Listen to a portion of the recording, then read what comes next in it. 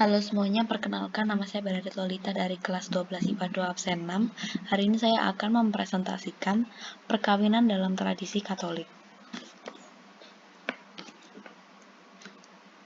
Apa sih perkawinan dalam tradisi Gereja Katolik itu? Perkawinan dalam Gereja Katolik atau juga disebut sakramen perkawinan adalah perjanjian antara seorang laki-laki dan seorang perempuan untuk membentuk kebersamaan hidup. Perkawinan mempunyai 3 tujuan, yaitu kesejahteraan suami istri, kelahiran anak, dan pendidikan anak.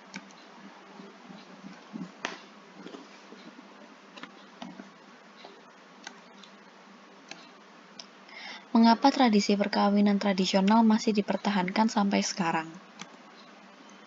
Yang pertama, banyak yang meyakini bahwa perkawinan atau pernikahan dengan adat tradisional dinilai memiliki makna yang lebih sakral ketimbang pernikahan bergaya internasional. Yang kedua, perkawinan ataupun pernikahan tradisional dapat memberikan kedekatan yang lebih dibandingkan pernikahan bergaya modern atau internasional karena mereka dipersatukan oleh budaya mereka. Dan yang terakhir, memberikan kesan yang lebih memorable karena pernikahan tradisional terkesan sederhana tetapi penuh makna. Apakah diperbolehkan pacaran beda agama? Kalau menurut pendapat saya dan juga menurut sumber yang saya baca, hal itu kembali ke diri kita masing-masing.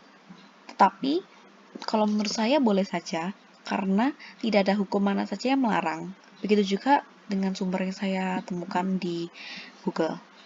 Kalau orang yang menjalin hubungan itu sudah yakin dengan pilihan mereka dan siap menerima segala resiko dan konsekuensi, maka it's fine. Karena kita sebagai manusia terlahir memiliki perasaan dan kehendak masing-masing yang tidak bisa kita paksakan, atau bisa disebut juga privilege kita masing-masing. Tetapi di sisi lain, ada juga pacaran beda agama yang hanya dijadikan untuk sebuah experience atau pengalaman. Yang susah adalah di saat kedua orang tersebut sudah saling yakin dan juga udah serius dan ingin melanjutkan ke jenjang pernikahan. Bolehkah menikah beda agama dan beda gereja menurut pandangan Gereja Katolik? Gereja hanya menghimbau agar tidak melakukan pernikahan beda agama. Tetapi kembali lagi, hal itu merupakan hak atau privilege setiap orang. Gereja memiliki prinsip untuk tidak memaksa pihak lain yang menikah dengan warga Katolik untuk masuk Katolik. Kedua gereja juga menyarankan orang Katolik yang menikah dengan umat lain untuk menikah dengan tata cara Katolik. Pernikahan beda gereja sah untuk dilakukan di hadapan imam atau dua saksi. Sedangkan pernikahan beda agama dimungkinkan adanya dispensasi kultus atau dispensasi tertentu yang harus dipenuhi kedua orang tersebut yang akan menikah beda agama. Dispensasi kultus berikut adalah yang pertama, pihak Katolik menyatakan bersedia menjauhkan bahaya, meninggalkan iman, serta memberi janji dengan jujur bahwa ia akan berbuat segala sesuatu dengan sekuat tenaga agar semua anaknya dibaptis dan dididik dalam gereja Katolik.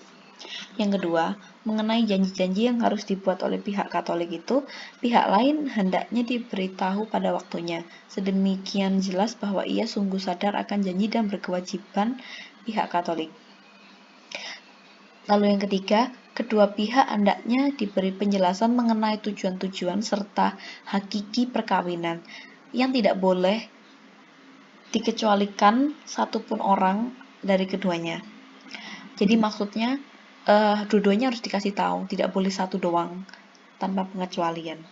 Dan yang terakhir, pernikahan beda agama dianggap sah jika dilakukan di hadapan romo dan dua orang saksi. Apakah konsekuensi nikah beda agama dan beda gereja? Menikah beda agama dan beda gereja tentu memiliki konsekuensi dan dispensasi yang telah saya katakan sebelumnya.